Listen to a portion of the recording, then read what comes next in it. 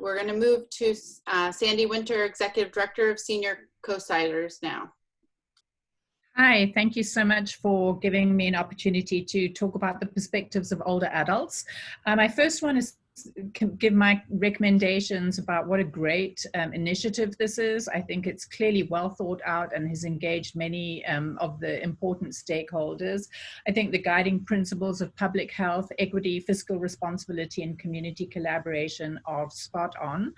I would, as an advocate for older adults, I want to make sure that even though the plan says that the voices of older adults will be heard, I want to make sure that that actually does happen. And so, for example, including people like the Commission on Aging, I think would be important. I did notice when I reviewed the plan that under the metrics section, there was no metrics around transportation. So I think that might be something that could be looked at. Regarding the reducing the spread of COVID, one of the gaps that I see in the plan is, my understanding is that the physical recovery from COVID-19 takes a long time. And so once people are released from hospital, there could be months where they have fatigue and have extended symptoms. We don't know what the long-term effects of this are going to be. So I would say that not only focusing on reducing the spread, but on making sure that the people who need support while they recover is something that is addressed.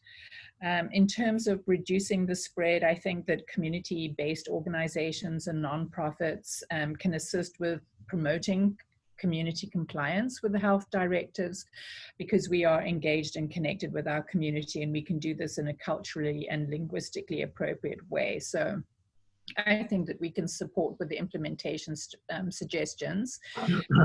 I want to echo what so many people have said about the importance of technology connectivity and the recognition that high quality broadband internet is needed for everybody in San Mateo County. And this is particularly true for adults who are facing lots of social isolation. And again, I think that community-based organizations can help with training. They can provide a resource hub where they can provide loaner computers or hotspots. We have a computer lab here, so we can, once we open up again, community-based organizations, I think, can be a resource for training and providing resources. In terms of the safe transportation options, many older adults lose their ability to drive, and so making sure that public transport is accessible and safe to older adults is something that's really important. Some suggestions for that regarding implementation would be to do some peer-to-peer ride-sharing organizations, so something like Uber and Lyft, but maybe older adults are less comfortable about driving with younger people, and so finding a platform where younger older adults who have maybe just recently retired and who like to drive and are sociable could maybe provide ride-sharing services for older adults. So that would be one possibility. And then also to expand the infrastructure for things like tricycles and electric bikes, which are perhaps a more accessible way of active transportation for older adults. One other thing that is particularly worrisome to us here on the coast, I'm in Half Moon Bay, is we felt this recently with the fires, is that there are very limited transportation options for people in terms of evacuation. So many older adults are on wheelchairs, they have walkers, they are carrying oxygen canisters, and if they don't drive and they're reliant on public transportation, it can't just be any old bus. It has to be a bus that is suitable for people with disabilities, so for disabilities and for people who are older adults. On the section on local businesses and nonprofits, I felt that seemed to be crafted more from the perspective of businesses. There was actually not much in there in terms of nonprofits, so none of the indicators were indicators of nonprofit status. It was all about businesses.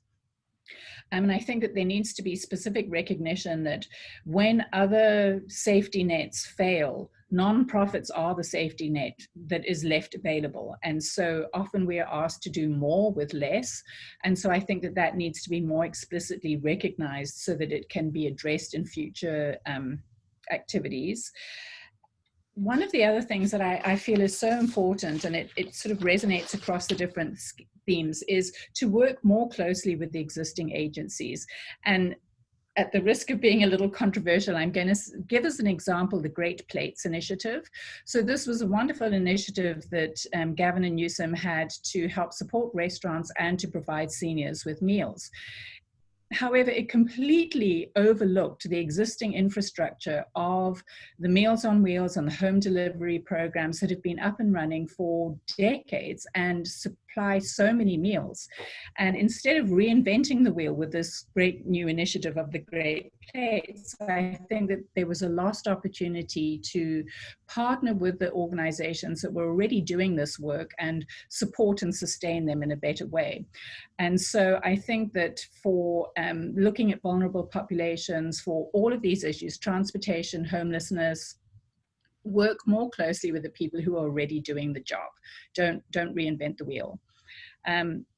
Then in terms of mental health and wellness, I think that it's been said, and I echo it, that there are and will be substantial negative effects on mental health, of social isolation and all of the stress and anxiety that we're experiencing. So I think that's a strength that it's in the program. There was no specific reference to elder abuse, and there is a lot of elder abuse that happens. And so I think that that's a gap that needs to be addressed. Sandra, we're just going to have to, do a time check now. Okay. But go ahead and wrap up. And okay. Then, yeah. So one of the other things is that there are lots of scams, COVID-related scams going on that I think it would be important to address. So the last couple of things I'm going to say is that in terms of long-term care, there are tremendous possibilities for helping people to stay in their homes longer, which is a cheaper and more effective option than have them go into assisted living. And so that whole piece, I think, could be built out. And then, yep, I think I'll just call it a day there then. One other thing is, while we're doing this, let's be green, let's be sustainable in all of the plans that we have as we move forward. A bigger emphasis on that. Thank you. Thank you, Sandy. Thanks for lifting up the piece around nonprofits and looking at how we can partner more effectively with existing programs. I think that was a really, really powerful point. So thank you for making that.